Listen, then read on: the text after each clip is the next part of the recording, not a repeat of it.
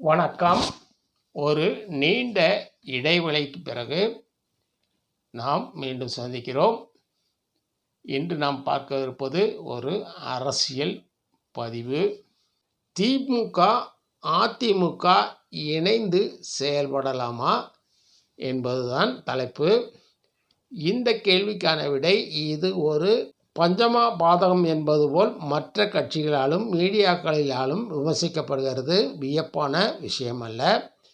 ஒரு கட்சியிலிருந்து பிரிந்தவர்கள் பின்னால் ஒன்றுபட்டு செயல்படுவது என்பது புதிதான விஷயமல்ல என்பதை பார்க்க வேண்டும். இதில் கடைசியாக விலகிய மதிமுக தலைவர் இதை பெரிதாக விமர்சனம் செய்திருப்பது இன்னும் ஆச்சரியம். இவரும் திமுகவை உடைத்து கொண்டு வாரிசு அரசியல், என்னை கொலைகாரன் என்கிறார்கள் என்றெல்லாம் சொல்லி விமர்சனம் செய்துவிட்டு தனித்தும் மக்கள் நல கூட்டணியிலும் பின்பு அதிமுகவிடமும் பயணித்துவிட்டு ஒன்றும் பலனளிக்கவில்லை என்று எந்த கட்சியிலிருந்து விலகினாரோ அந்த கட்சியுடன் கூட்டணி சேர்ந்து எம்பி எம்எல்ஏ பணம் என்று எல்லா வகையிலும் பயனடைந்துவிட்டு இன்று திமுக தோற்றதும் மற்ற கட்சிகள் எல்லாம் மந்திரி சபையில் இடம் பிடித்து பயனடைகிறார்களே என்று நாம் மட்டும் திமுக சின்னத்தில் போட்டியிட்டு மாட்டிக்கொண்டோமே என்று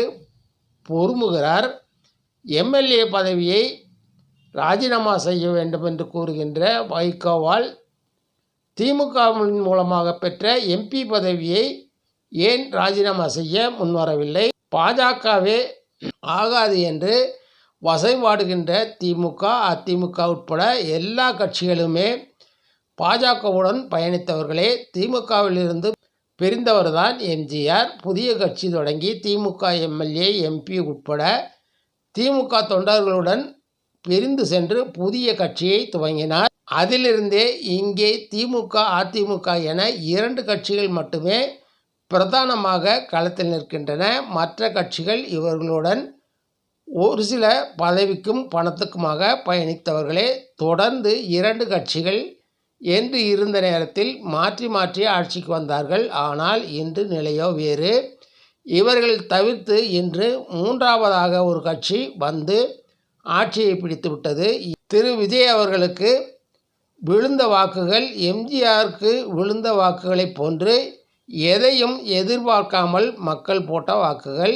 இன்றும் கண்மூடித்தனமாக அவரை ஆதரிப்பவர்களும் அவருக்கு முட்டு கொடுப்பவர்களும் அவர்கள்தான் அதிகமாக இருக்கிறார்கள். என்னுடைய தொகுதி தாவேக எம்எல்ஏ பெயர் என்ன என்று கூட ஓட்டு போட்ட மக்களுக்கு தெரியவில்லை. அந்தளவுக்கு விஜய் என்ற ஒற்றை வார்த்தையே ஓட்டளித்து ஜெயிக்க வைத்திருக்கிறது. இந்த நிலையில் உடனே இவரை தோற்கடிப்பது என்பது இயலாத காரியம் மட்டுமல்லாமல் திமுகவிடம் இருந்த அத்தனை கூட்டணி கட்சிகளும் இன்று தாவேகாவிடம். இந்த நிலையில் திமுக அதிமுக தங்களிடையே இருக்கும் கருத்து வேறுபாடுகளை மறந்து ஒன்றிணைந்து செயல்படுவதில் என்ன தவறு இருக்கிறது? தங்கள் கட்சிகள் சிறிது சிறிதாக அழிந்து போவதை பார்த்து கொண்டிருப்பதை விட ஒன்றிணைந்து செயல்பட்டால் விஜய்க்கு சரியான போட்டியாக களத்தில் நிற்க முடியும். இந்தியாவில் இருக்கும் பெரும்பாலான கட்சிகள் காங்கிரஸில் இருந்து விலகியவர்களே. இவர்கள் எல்லாம் ஒன்று சேர்ந்து எந்த வகையிலும் ஒருவருக்கொருவர் ஒத்துப்போகாத கட்சிகள் சேர்ந்து இந்தியா கூட்டணி என்று செயல்படவில்லையா? திமுகவுக்கும் அதிமுகவுக்கும் என்ன கொள்கை முரண்பாடுகள்? ஒன்றுமே கிடையாது.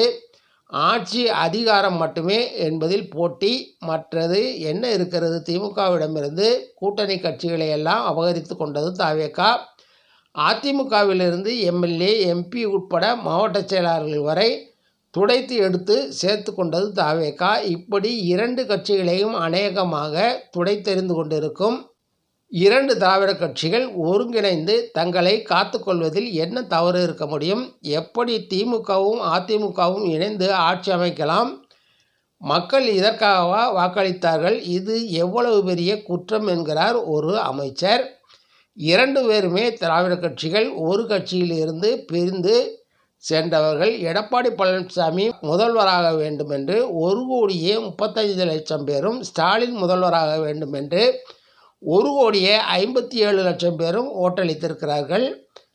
சுமார் 2,80,00,000 பேர் இவர்களுக்கு சாதகமாக வாக்களித்திருக்கிறார்கள். ஆனால் விஜய்க்கோ 1,77,00,000 மக்கள் தான் வாக்களித்திருக்கிறார்கள். இவர்கள் இணைந்தால் பெரும்பான்மை மக்களின் விருப்பத்தை நிறைவேற்றியவர்கள் ஆவார்கள். ஆனால் ஸ்டாலின் முதல்வராக வேண்டும் என்று ஓட்டுக்களை பெற்று விடுதலை சிறுத்தைகள், காங்கிரஸ், IUML, கம்யூனிஸ்டுகள், இவர்களுடைய MLAக்கள் எல்லோரும் விஜய் முதல்வராக வேண்டும் என்ற நோக்கத்தில் ஓட்டளித்தவர்களா என்ன? இவர்கள் எல்லாம் ஸ்டாலின் முதல்வராக வேண்டும் என்று வாக்களித்தவர்கள். ஸ்டாலின் முதல்வராக வேண்டும் என்று வாக்களித்தவர்களை எல்லாம் தாவேகா சேர்த்து கொண்டு ஆட்சி அமைக்கலாம். ஆனால் திமுக, அதிமுக இணைந்து செயல்படுவது மாபெரும் குற்றம் என்பது போல் சித்தரிக்கப்படுகிறது. இவர்கள் எல்லாம் சேர்ந்து வந்து அதிமுக, திமுக ஒன்றிணைந்து தங்கள் பொது எதிரியை வெல்ல எல்லா வகை உரிமைகளும் இவர்களுக்கு உண்டு. இவர்களை காப்பாற்றிக் கொள்ள இவர்களுடைய தலைவர்கள் விட்டு கொடுத்து செல்வது ஒன்றே வழியாக இருக்கும். விமர்சனம் செய்கின்ற இவர்களுக்கெல்லாம் திமுக என்ற உடனேயே கொள்கைகள், கோட்பாடுகள், நியாயம், தர்மம் எல்லாம் ஞாபகம் வரும். ஆனால் தவேகா என்றவுடன் இதெல்லாம் மறந்துவிடும். திமுக, அதிமுக இணைந்து செயல்படுவது காலத்தின் கட்டாயம். மக்கள் நிச்சயமாக ஏற்றுக்கொள்வார்கள். 2 தலைவர்கள் தங்களிடையே இருக்கும் கருத்து வேறுபாடுகளை மறந்து நாட்டு நலனுக்காக இணைந்து செயல்பட வேண்டும் என்பது 2 கட்சி தொண்டர்களின் விருப்பமும் வேண்டுதலும் அதுவே. நன்றி, வணக்கம். மீண்டும் சந்திப்போம். வாழ்க ஜனநாயகம்.